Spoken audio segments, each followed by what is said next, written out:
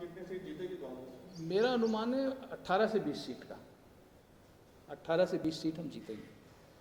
देखिए अभी ये तो एक घबराहट है शिवराज जी की कि तीन दिन तक वो ग्वालियर बैठे जब पूरे प्रदेश में आ रही है बाढ़, बुरा हाल है बाढ़ से, बाढ़ का निरीक्षण करने के बजाय वो वहाँ बैठे हैं और सारा दारोमदार ज्योतिरादित्य सिंधिया जी के ऊपर है।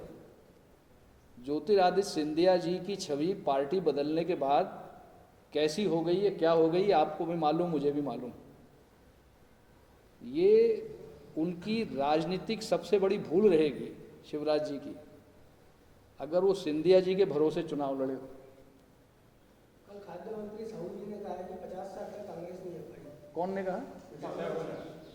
आप एक बिसाऊलाल सिंह जी अपने खुद के चुनाव की चिंता करें, उनका चुनाव जीतना बहुत कठिन हो गया है। सर ये विधानसभा चुनाव है, कितना बड़ा मुद्दा रहेगा उसको, कांग्रेस कितना बड़ा मुद्दा? देखिए ये मामला विचाराधीन है कोर्ट में, और कोर्ट में जो मामला विचाराधीन है उसके बारे में कोई टिप्पणी करना ठीक नहीं है। न्यायालय पर हमें विश्वास है, न्यायालय जो भी फैसला लेगा वो लेगा। सर जैसे आप कह रहे हैं कि एक पार्टी, एक आदमी से पार्टी नहीं चलती है, लेकिन मध्य प्रदेश में सर वही स्थिति दिखती है। कमलनाथ जी अध्यक्ष, कमलनाथ जी मुख्यमंत्री। नहीं, कमलनाथ जी राय लेते हैं। नेता प्रतिपक्ष भी वो अरे भले ही वो हो, वो बनाएंगे, जिसको बनाना होगा बना देंगे, लेकिन वो कमलनाथ जी ऐसे व्यक्ति, मैं आपको बताऊं कि वो राय लेते हैं, पूछते हैं, खुद 10-10, 25-25 बार फ़ोन करते हैं हम लोगों को, अरे भाई बताओ, आओ बैठो, बताओ क्या करना है क्या नहीं करना है।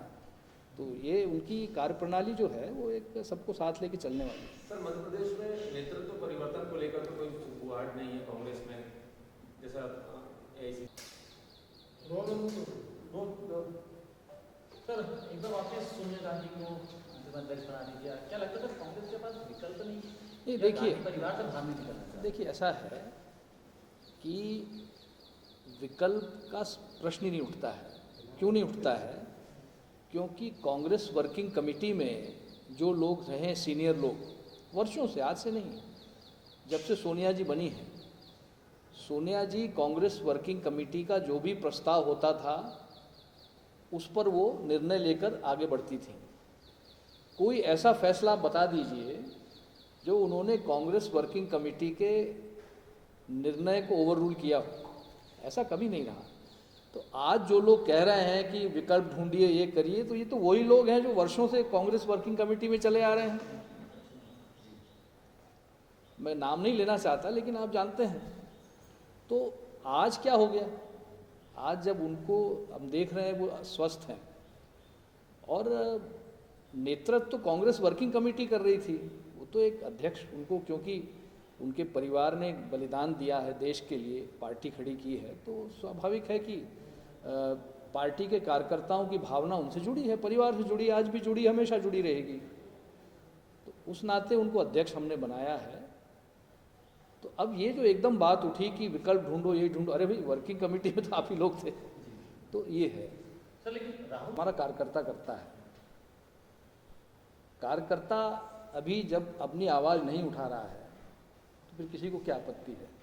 जिस दिन कार्यकर्ता आवाज़ उठाएगा उस दिन हम सब मिल बैठकर कोई फैसला कर लेंगे। सर आपकी कांग्रेस छोड़ के बीजेपी में गए थे, फिर कांग्रेस से वापस आ गए। देखिए, तो क्या सिंधिया जी भी मैं वापस आएंगे फिर देखिए, कांग्रेस में? सिंधिया जी का मैं नहीं कहता, मैं गया था चुनाव लड़ने से पहले। मैं कोई चुनाव लड़के किसी संवैधानिक पद पे बैठकर मैंने इस्तीफा नहीं दिया है जैसे अभी हुआ है। मैं चुनाव के पहले गया था और चुनाव के पहले वापस आया। विधायक या सांसद बन के मैंने दल नहीं बदला। सिंधिया जी क्या हैं? और सिंधिया जी की सिंधिया जी जाने, वो क्या करेंगे क्या नहीं करेंगे उनका फैसला है। अगर वो लेकिन आना एक चाहे चीज़, कांग्रेस में तो कांग्रेस ले लेगी उनको। अब ये पार्टी का फैसला होगा, लेकिन सिंधिया जी मेरे ख्याल से वापस नहीं आएंगे, उनके आने की उम्मीद कम है। और वो अपनी जगह रहे, हमें कोई दिक्कत नहीं है। हम कांग्रेस पार्टी खड़ी करके बताएंगे। देखिए, इस विश्व में ऐसा कोई व्यक्ति नहीं है जिसके बिना कि काम न चले, चाहे पार्टी हो, चाहे कोई कंपनी हो, चाहे देश हो, चाहे प्रदेश हो, कोई ऐसा नहीं कि इंडिस्पेंसेबल है कि इसके बिना काम ही नहीं चलेगा। काम चलता है, पार्टी चलती, देश चलता है, जीवन चलता है। तो ऐसा नहीं है कि उनकी वजह से ही जीतेंगे और उनकी वजह से, ऐसा कोई, ये भ्रम में है बहुत ज़्यादा।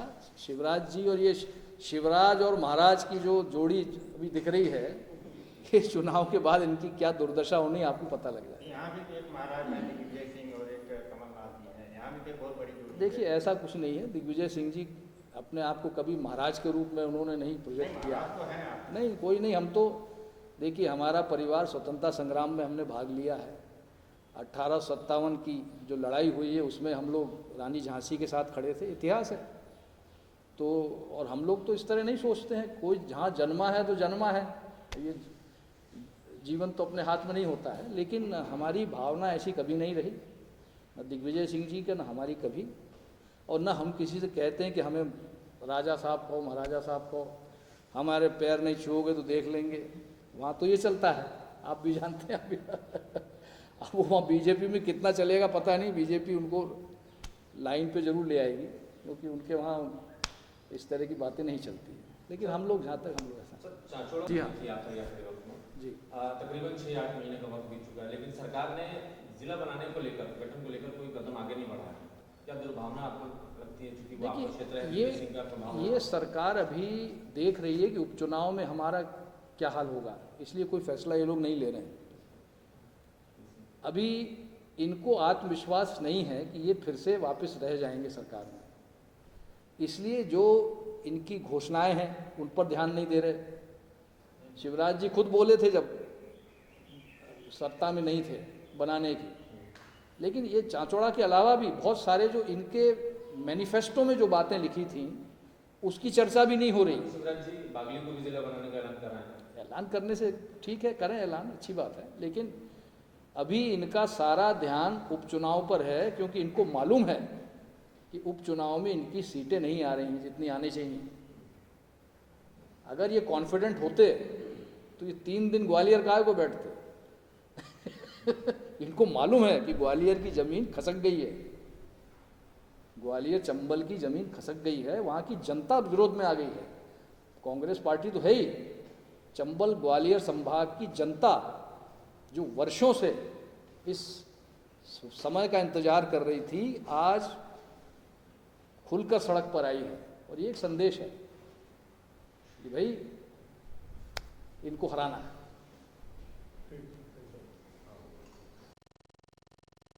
जैसे कई सीनियर लीडर बचा नहीं पा रहे हैं। देखिए, राहुल गांधी जी ने भी जो सीनियर लीडर्स ने कहा वो किया। उन्होंने, वो हमेशा सीनियर लीडर से राय लेते रहे और राय लेकर अपना जो भी उन्होंने बयान दिया या जो भी कहा वो लोगों की राय लेकर किया है। ये एक बड़ी गलत धारणा है कि राहुल गांधी जो मन में आ रहा कह रहे हैं, ऐसा नहीं है। जो सीनियर लीडर्स उनको बताते थे वो कहते थे और आज भी कहते हैं। ऐसा, लेकिन जिस तरीके से 23 खत लिखे, पत्र लिखे सीनियर लीडर्स ने, तो कहीं ना कहीं ऐसा लग रहा है कि अब कांग्रेस पार्टी जो है देखिए, खुल के सामने आ रही है। ऐसा कुछ नहीं है। हमारी एक डेमोक्रेटिक पार्टी है, प्रजातांत्रिक पार्टी है। प्रजातंत्र के लिए, देश की आज़ादी के लिए कांग्रेस ने बलिदान दिया है।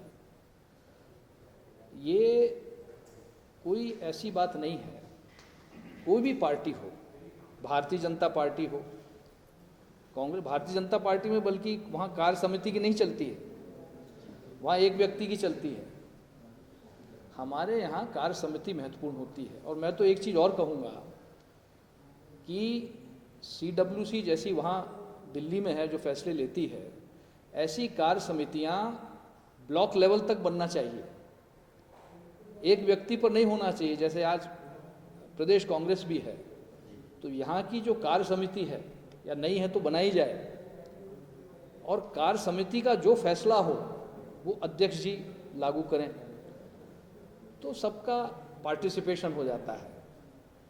जिले में भी ऐसा होना चाहिए, क्योंकि जिले में भी अगर हमने बना लिया, कोई अध्यक्ष बन गया, अब जिसने बनाया वो उसके कहने पे चलता है, तो फिर उससे विरोध पैदा होता है और पार्टी कमज़ोर होती है। आपको